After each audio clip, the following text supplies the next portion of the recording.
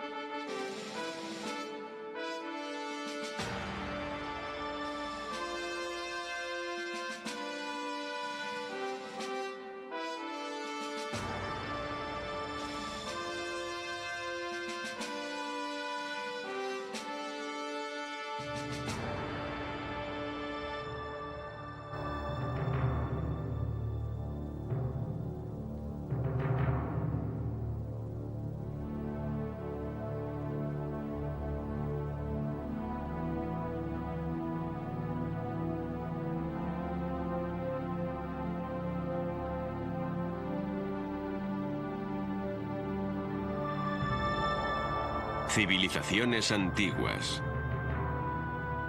Los samurái.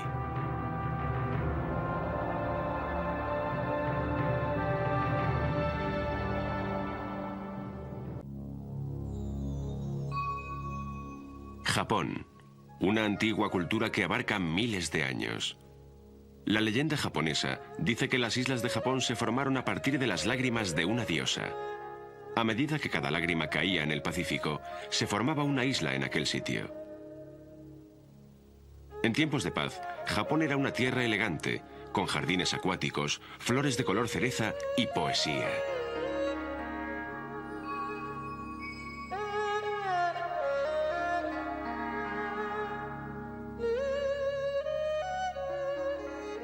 En otros tiempos, fue desgarrada por los crueles guerreros de los antiguos samurái.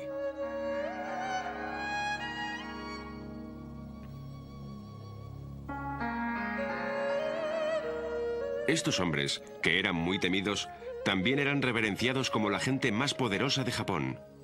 Su historia nos revela un relato extraordinario.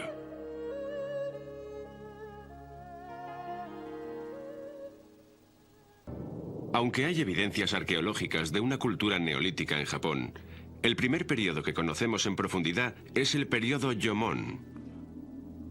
Este se extiende desde el año 10.000 a.C. hasta el año 300 a.C., cuando grupos de cazadores nómadas poblaban la tierra. En el siguiente periodo, el Yayoi, se desarrollaron nuevas herramientas y sistemas de control de aguas. Esto posibilitó el cultivo del arroz, lo cual cambiaría el aspecto de la tierra para siempre.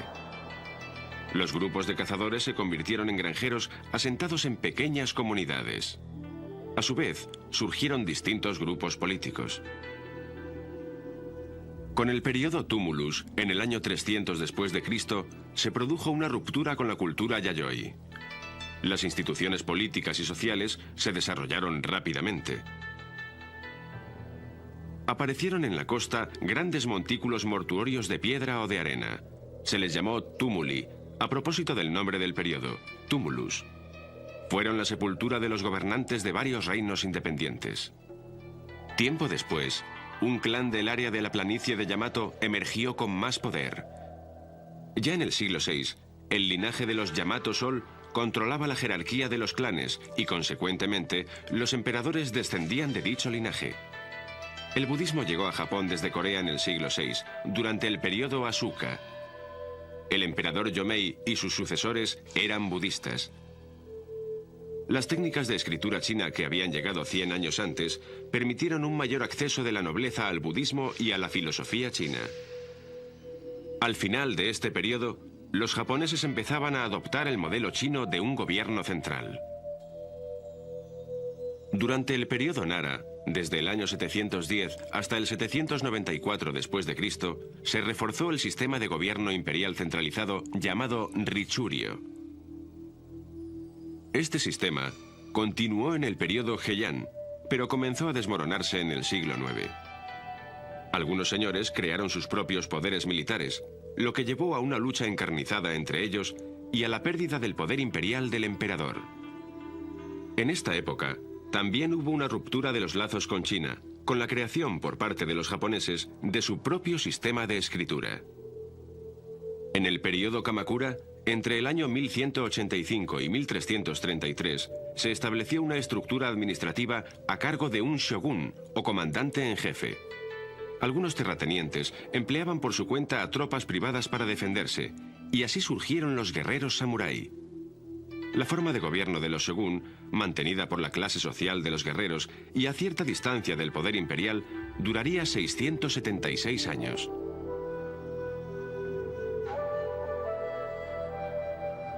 El culto por los samurái continuaría desde este periodo hasta el siglo XX. Al estallar la Segunda Guerra Mundial, el ejército japonés todavía se regía según el código samurái. Este código de entrega fanática, combinado con el culto al emperador, produjo un agresivos últimos lazos existentes con la tradición antigua. Pero esta tradición no murió tan fácilmente.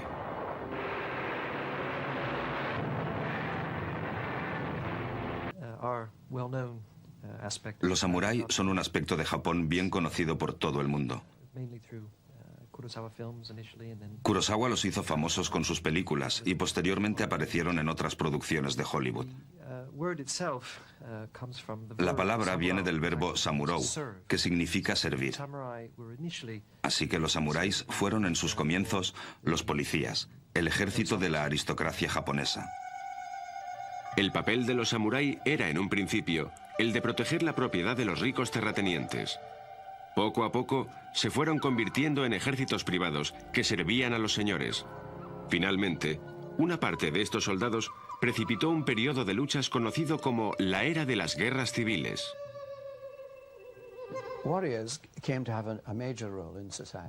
Los guerreros adquirieron una gran relevancia social durante los siglos XII y XIII, al comenzar las guerras civiles entre los clanes principales.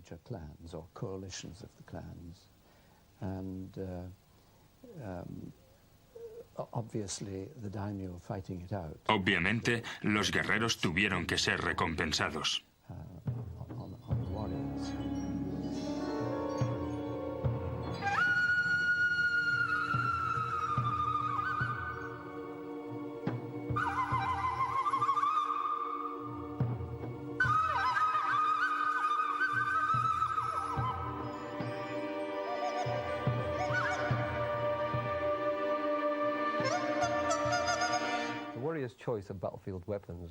Las armas que los guerreros elegían para el campo de batalla eran la katana, conocida como espada samurái, el yari, la lanza y el naginata.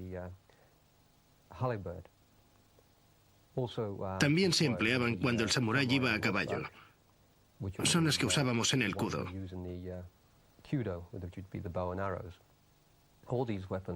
Todas estas armas están vinculadas a los samurái y las utilizaban en la batalla. A pesar de ello, podía llegar el momento en que el samurái quedara desarmado. Por ejemplo, si su espada se rompía o se la arrebataban, entonces tenía que recurrir a la lucha sin armas.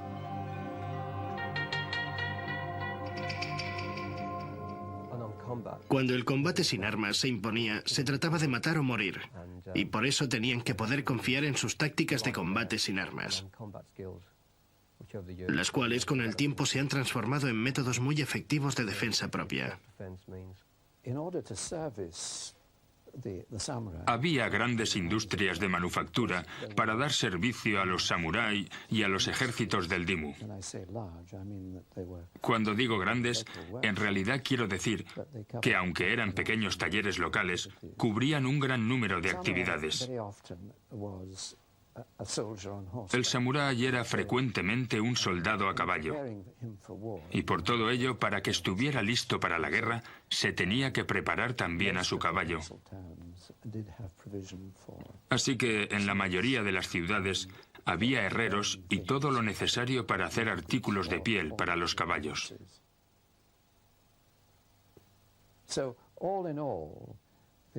Como consecuencia, la actividad de la guerra y la sociedad de los samuráis dieron empleo en el ramo de la industria a una sociedad que había sido agraria.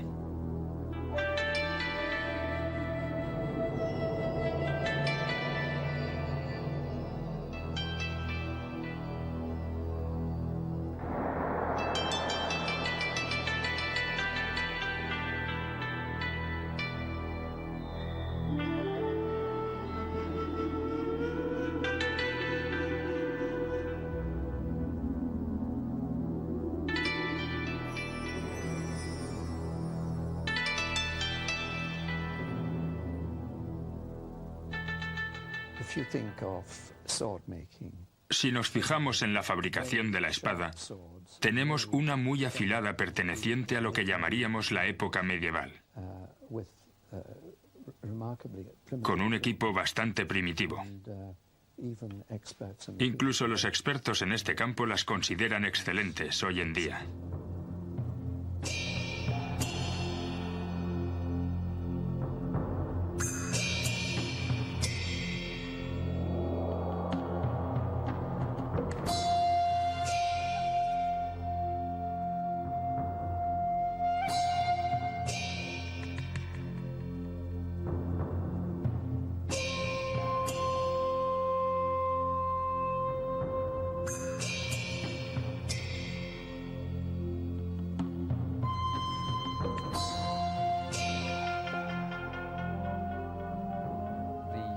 La espada de los samuráis, la katana, era el alma del samurái.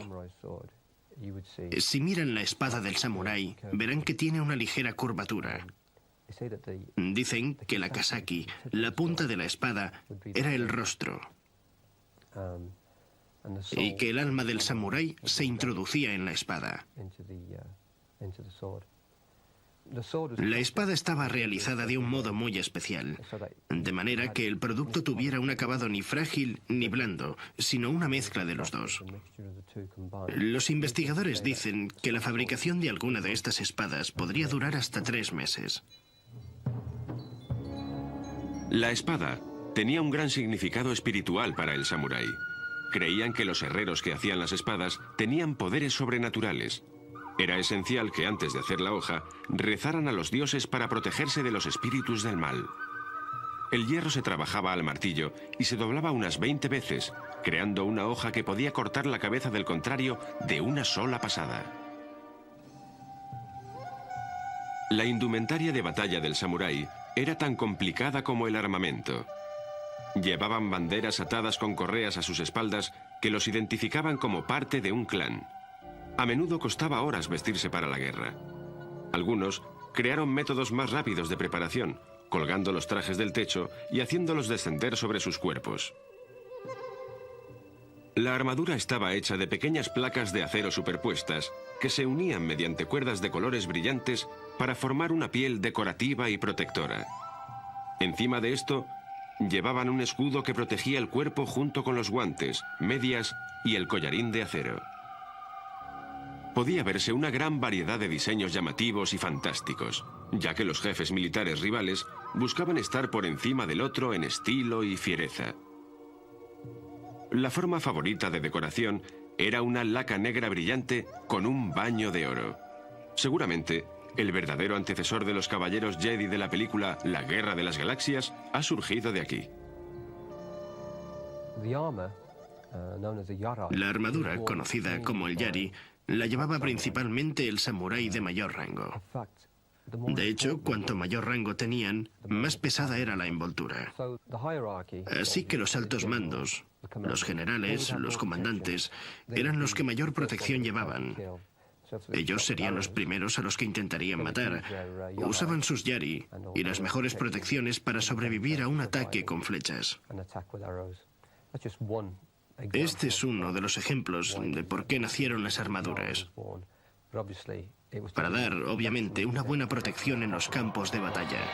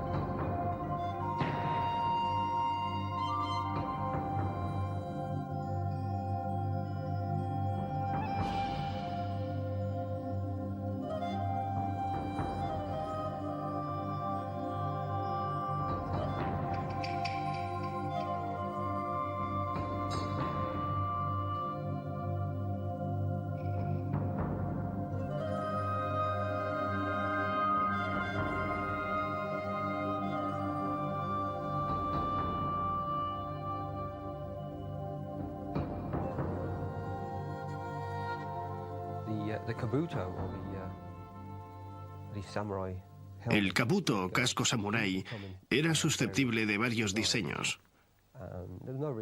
No había un diseño realmente específico. Cada clan tenía su diseño o modelo diferente. Algunos tenían cuernos. De hecho, cuanto más terroríficos eran y mayor maldad aparentaban, mejor. Ocurría lo mismo con la máscara que llevaban en el campo de batalla. Cuanto más horrenda y malvada era su apariencia, mejor. Obviamente esto era para intentar asustar a los contrarios. No solo los samuráis llevaban máscaras de batalla, sino también sus pequeños y resistentes caballos.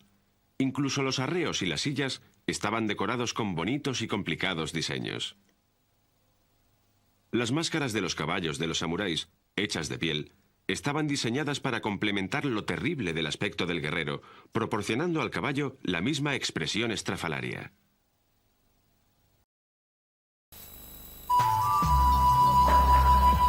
Regresaremos en instantes por Infinito.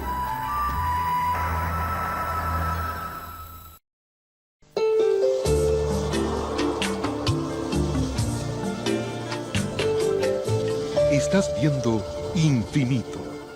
Abre tu mente.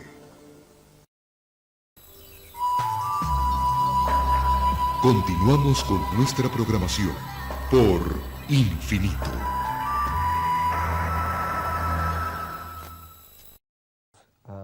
Durante las guerras civiles surgieron naturalmente un montón de clanes diferentes.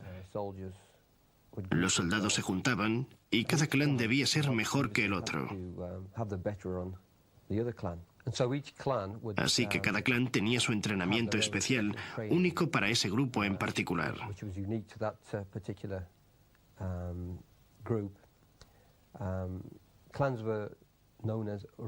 Estos clanes se conocían como Ru y eran como escuelas, de modo que cada clan tenía sus propios Ruha o técnicas particulares que practicaban manteniéndolas en secreto. Obviamente, si otro clan o escuela descubría qué técnicas estaban utilizando, le resultaba más fácil defenderse de ellas. Así que las mantenía en secreto, confiando en tener mayor ventaja sobre sus contrarios.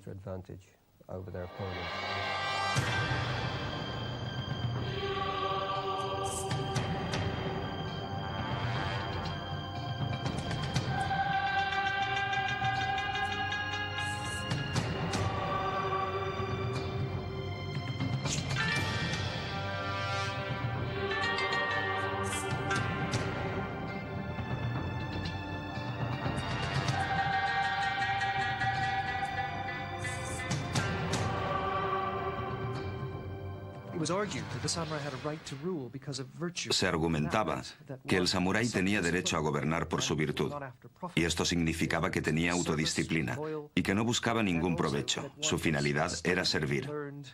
Era leal, y de ese modo llegaba a convertirse en erudito de pureza y virtud. Este era uno de los aspectos del culto. El otro aspecto era que no tenía miedo en absoluto. En otras palabras, que deseaba morir por la seguridad del país, por la seguridad de su señor.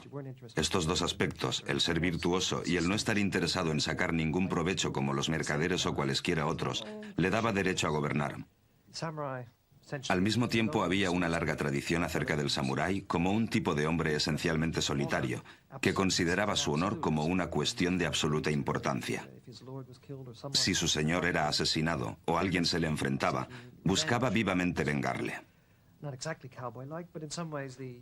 Era una especie de, no exactamente un cowboy, pero sí alguien que mantiene su fiereza y bravura, sin buscar esencialmente entrenamiento, sino más bien un maestro a quien seguir y servir.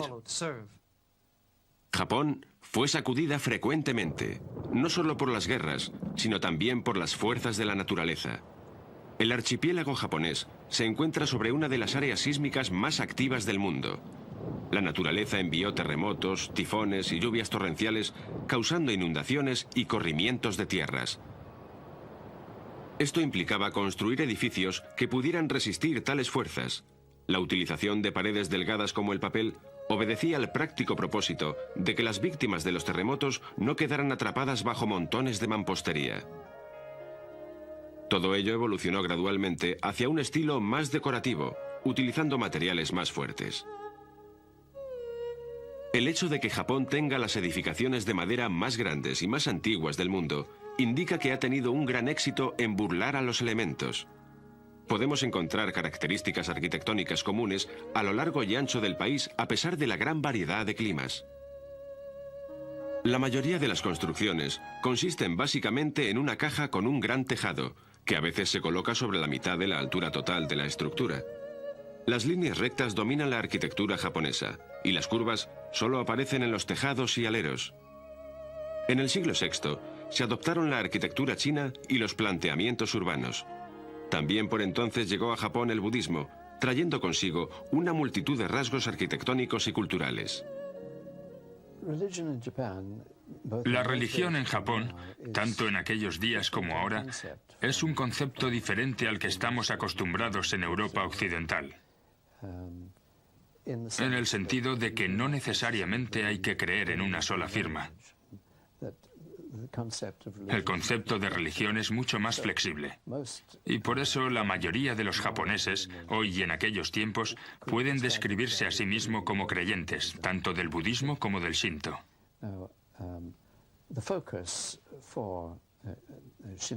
El centro de la religión shinto era el emperador Inkito. Y se desarrollaron varios rituales en ese sentido. El budismo estaba dividido en una serie de sectas. Algunas de estas sectas eran evangélicas y misioneras. Otras eran mucho más, podríamos decir, académicas.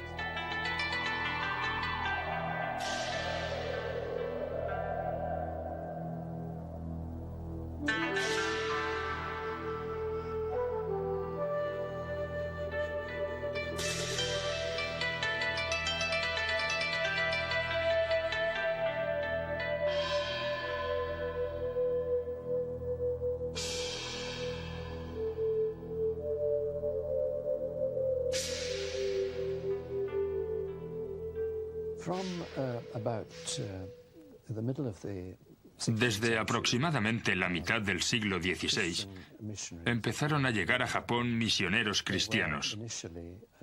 Al principio eran jesuitas. Trajeron con ellos algunos conocimientos técnicos de la Europa del momento, especialmente el conocimiento de la pólvora, que era totalmente nueva para los japoneses de aquel tiempo. Puede comprenderse que en el contexto de la guerra civil que se estaba viviendo, saber hacer pólvora daba a todos los jefes militares una ventaja considerable. De este modo había lo que se puede llamar una moda misionera, una fascinación por los misioneros, por su mensaje, pero también por la tecnología que trajeron consigo. Pero pronto los japoneses se dieron cuenta de que los misioneros estaban divididos en españoles y portugueses. Y más tarde llegaron los alemanes y los ingleses. Esto es, católicos por un lado y protestantes por otro. Y el hecho es que estaban agriamente divididos.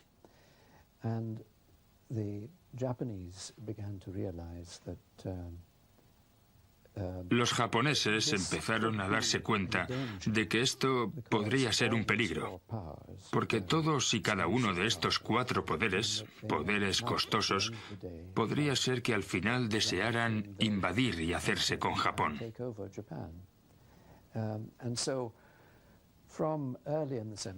Y así, desde principios del siglo XVII, empezaron a imponer restricciones a los misioneros y sus conversos.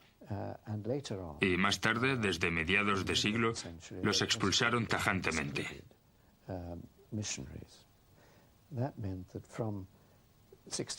Esto significó que desde el año 1650 aproximadamente, Japón solo tuvo un contacto con el mundo exterior, es decir, el mundo europeo. Y este fue a través de un pequeño enclave llamado Tsushima, una isla en la isla de Kyushu. Allí permitieron a una colonia alemana continuar comerciando y enseñando a los japoneses cosas como medicina.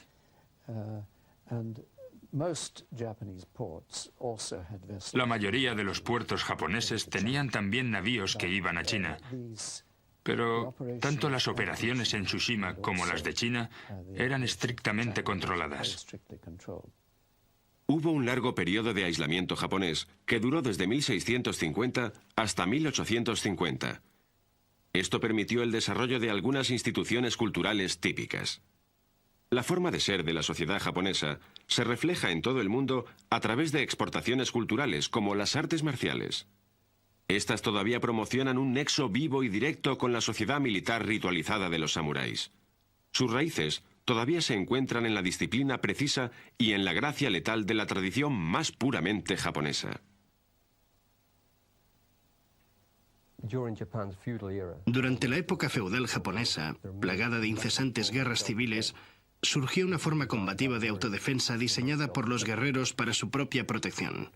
El nombre Jiu-Jitsu, traducido con poca exactitud, significa el arte de obtener la victoria mediante la rendición. Otros nombres, como el arte de la flexibilidad y docilidad, derivan de la palabra Ju.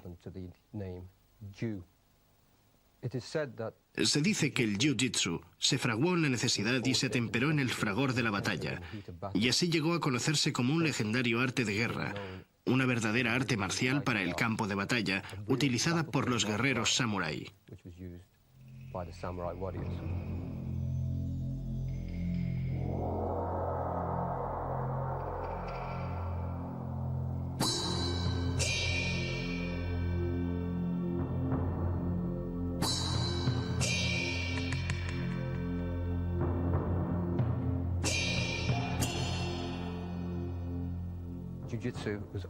Los Jiu-Jitsu eran solo una pequeña parte de los guerreros japoneses, y así se denominaba también el ejercicio y el arte que la clase guerrera practicaba como preparación al campo de batalla.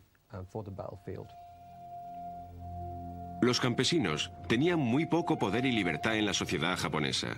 Los samuráis estaban en la cumbre de la jerarquía y solo el hijo de un samurái podía llegar a ser samurái.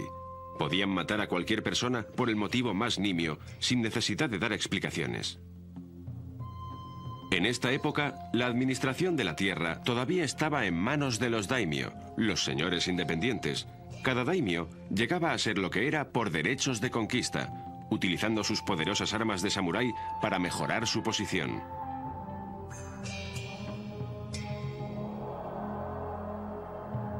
El perfil de la historia japonesa del siglo XVII era similar. Se creó un vacío de poder a causa de la muerte del jefe Nobunaga en 1598, quien solamente dejó a un hijo pequeño como heredero. La situación política no se resolvió hasta el 1600.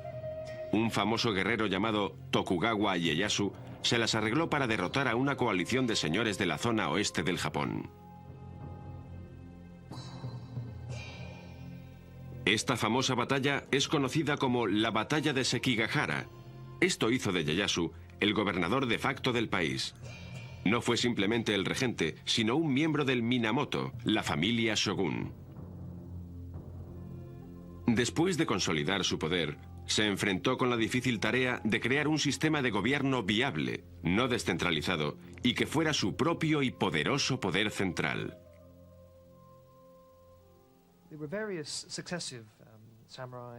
Hubo sucesivos grupos samurái que controlaron el núcleo de gobierno desde aquella época. Desde aproximadamente el año 1200 hasta final del siglo XVI, hubo varios periodos de inestabilidad por las guerras civiles como en la mayoría de los países. Pero a principios del siglo XVII, la familia Tokugawa resultó vencedora en una de las batallas más interesantes del mundo en cuanto a historia militar se refiere, ya que fue una de las batallas más importantes ganada con mosquetes. La batalla de Sekigahara capacitó a Tokugawa Ieyasu para asegurarse la primacía sobre todos los contrincantes. Y con ello comenzó la era del gobierno de Tokugawa, el cual creó su propia familia shogun. que en realidad significa jefe militar.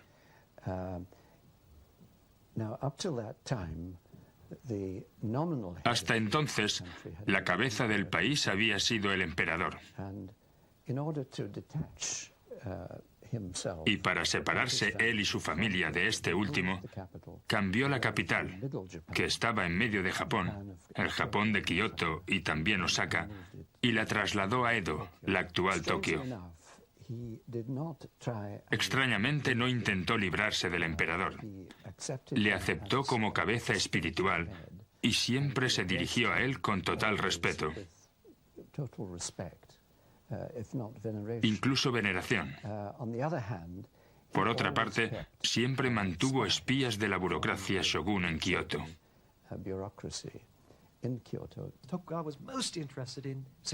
Tokugawa estaba muy interesado en la seguridad, ya que habían alcanzado el poder traicionando a la familia anterior, tomando el control, así que estaban preocupados por la estabilidad. Quería que los samuráis, como burócratas que eran, fueran autodisciplinados y buenos en todo, y no tener ningún lobo solitario que le asaltara por la calle y le sacara la espada para derribarlo. Así que, si el país estaba en paz, lo importante era controlar a todos esos guerreros.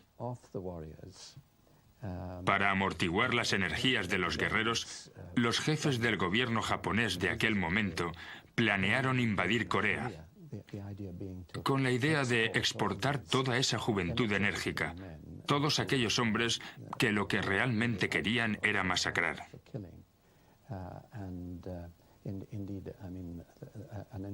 Y en efecto, Corea sufrió una invasión en el año 1590. Pero aquello fue el típico ejemplo de la tendencia de los guerreros a que la situación se les vaya de las manos. El control de los daimyo por parte de Tokugawa Ieyasu fue tan satisfactorio que su familia proporcionó un largo linaje de shoguns que gobernaron Japón durante 2 siglos y medio. Con su éxito, la palabra shogun llegó a ser, una vez más, una palabra esencial del vocabulario japonés. Pero para controlar a los daimyo, los shoguns Tokugawa se vieron obligados a tomar medidas cada vez más drásticas.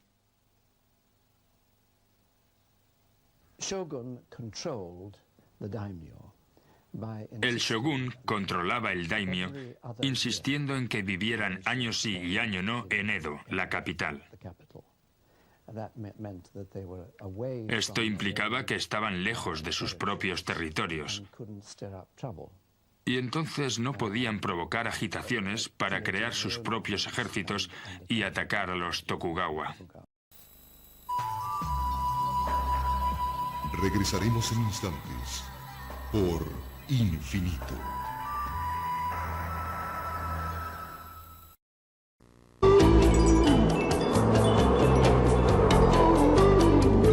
Estás viendo Infinito. Abre tu mente.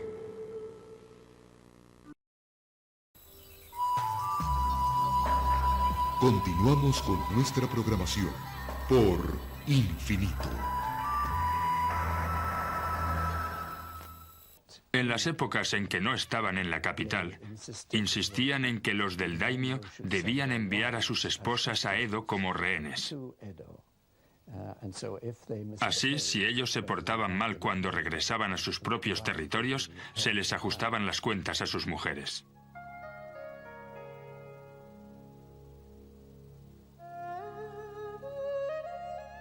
Los samurái, tradicionalmente, utilizaban a las mujeres para matrimonios políticos.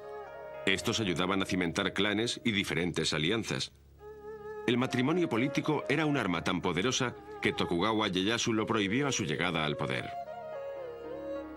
A veces, el clan de una mujer pretendía que ésta espiara en el clan de la familia de su marido, creándole una situación de grave riesgo. Era bastante aceptable que un marido tuviera concubinas, pero de su mujer se esperaba que fuera totalmente leal a su señor. Si se la encontraba culpable de adulterio, su marido tenía el derecho de matarla. Las concubinas no recibían mejor trato que los criados. Una de las indignidades sufridas por las mujeres hasta el final del siglo XIX era el vendaje de los pies. La rotura deliberada de los huesos producía una dolorosa deformación. Se pensaba que los pies pequeños eran más bonitos, pero el vendaje enmascaraba un motivo más siniestro. limitar los movimientos de las mujeres. Los jardines japoneses reflejan todos los armoniosos aspectos de la sociedad, su sentido del orden y su elegante formalidad. En tiempos de paz, los jardines eran considerados lugares de moda para que los samuráis se relajaran sumidos en la contemplación o escribiendo poesía. Los jardines creaban un equilibrio entre agua, piedras y puentes, y todavía hoy su estilo refleja la sociedad japonesa.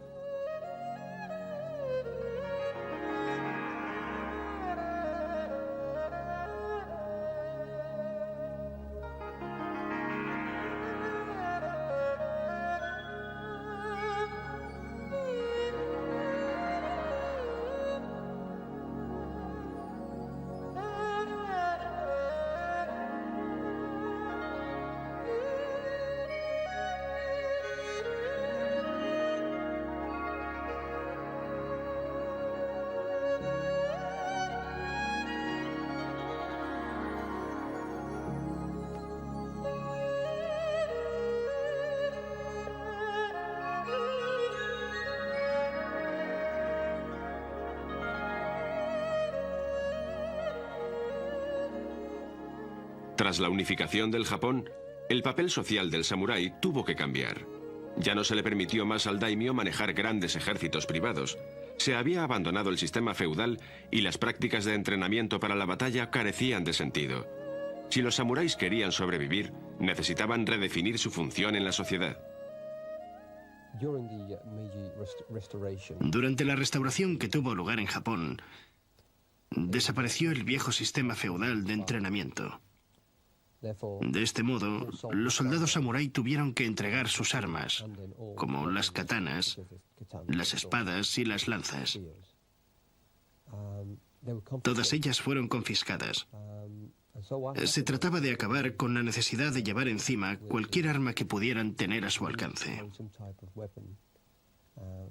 A partir de este momento, los samuráis empezaron a tallar sus espadas en madera, unas espadas llamadas pokto, de modo que en lugar de herir al contrario con un corte, simplemente le golpeaban. Para fabricarlas utilizaban roble blanco, una madera muy dura que también podía causar un daño considerable al contrario.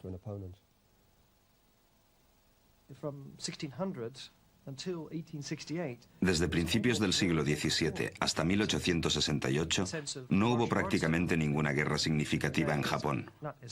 De modo que las artes marciales desarrollaron muchas variaciones que hoy conocemos no como deporte, sino como un modo de mantenerse en forma. El culto de la espada del samurái ha evolucionado siendo ahora un símbolo de paz, desde que los samuráis se definieron con un intento de legitimación de su posición ante la sociedad que les había situado en la élite.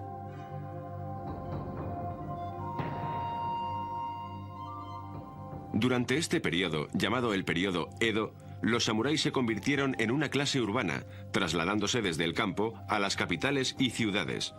Aunque solo suponían el 7% de la población de Japón, en el seno de las ciudades llegaron a ser por lo menos el 70% de la comunidad. Los antiguos artesanos, como los herreros, sufrieron un gran declive en su negocio como consecuencia de que se hubiera obligado a los samurái a abandonar sus artes marciales. Pero como los samuráis se adaptaron a su nuevo entorno, la economía de las ciudades floreció. Durante ese periodo de 2 siglos y medio, la estructura de clases cambió. O en todo caso cambió el poder que cada uno de estos grupos tenía.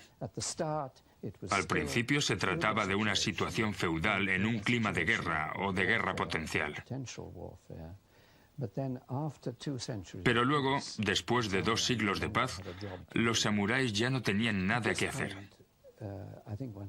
En este punto, creo que hay que decir que los samuráis se dividieron. Estaban aquellos que habían prosperado y se habían adaptado a una nueva función social, que podía ser como administradores o como maestros de escuela. Y por otro lado, realmente muchos de ellos fueron incapaces de ajustarse a su nuevo papel y acabaron convirtiéndose en borrachos.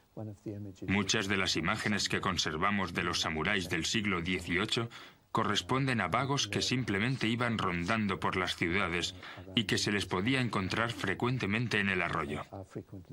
Son imágenes del declinar del culto a los mejores días del guerrero.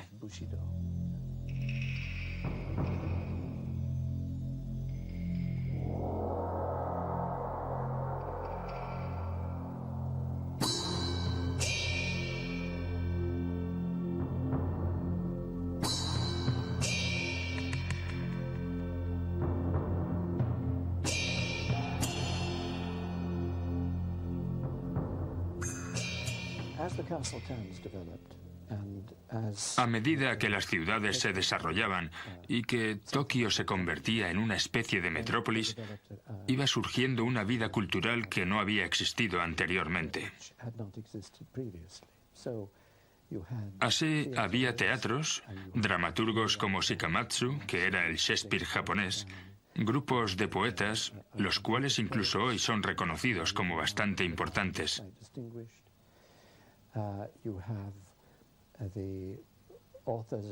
Tenemos también a los autores de los ukiyo-e, pinturas sobre madera trenzada que representan la vida de aquellos días. Tenemos el desarrollo de la música japonesa, etc. Así que Japón ya no era feudal al final del siglo XVIII. Actualmente Japón está creciendo, y los japoneses de hoy en día todavía ven en aquel periodo una época creativa.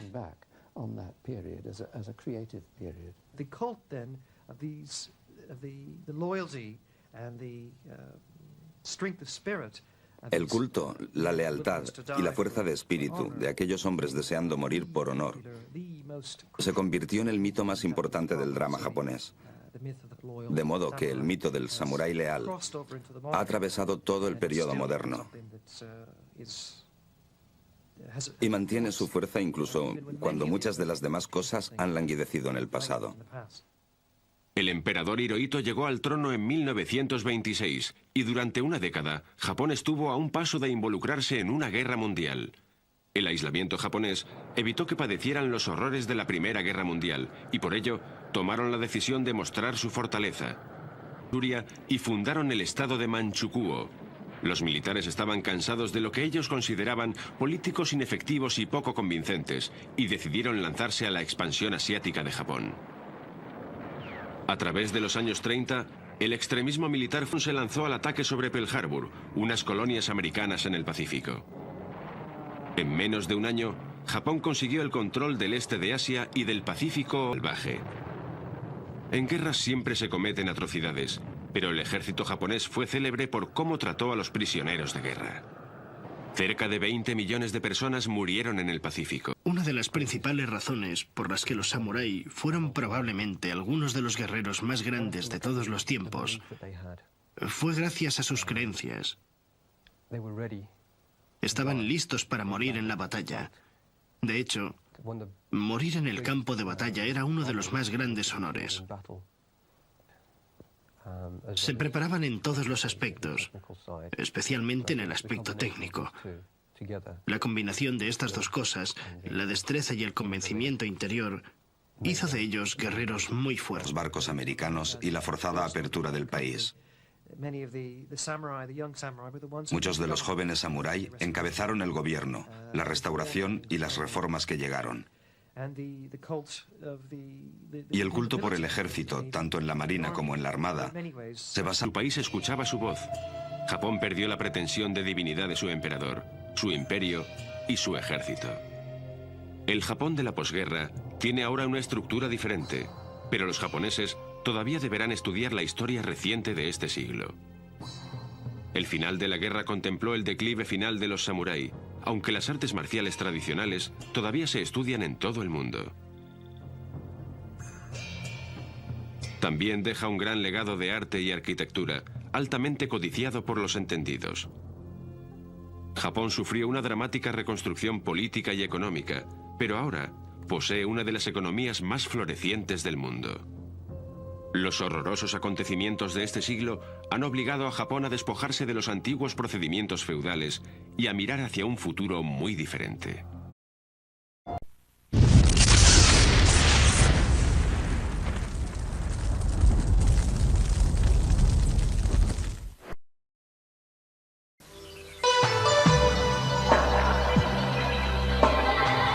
Usted está viendo Infinito.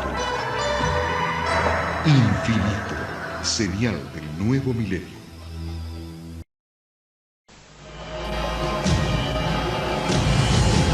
Cada minuto, de cada hora, de cada día, ocurren eventos inexplicables. Incidentes, fenómenos, encuentros, ritos, experimentos. Cada día, cada hora, cada minuto, cada 60 segundos, se revela una vida llena de misterios. Ahora un canal trata de dar luz a todo. Un canal que indaga los misterios del universo. Un canal que se aventura en territorios desconocidos. Un canal que explora las preguntas que definen nuestra existencia. ¿Estamos solos en el universo? ¿Existe la vida después de la muerte? ¿Quién construyó las pirámides? ¿Se puede predecir el futuro? ¿Podemos mover objetos con nuestra mente? ¿Existe el infierno? ¿Se acabará el mundo en el año 2000? ¿Es la historia una gran mentira? Para cada pregunta hay una respuesta, pero ¿hasta dónde estamos dispuestos a llegar para encontrar la verdad?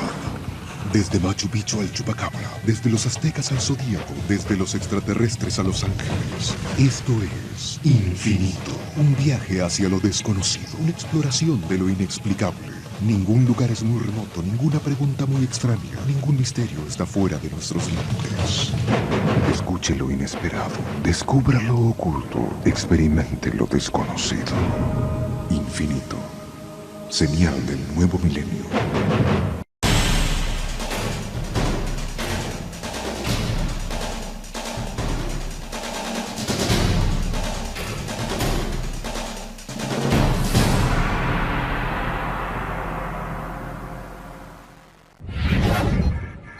Infinito.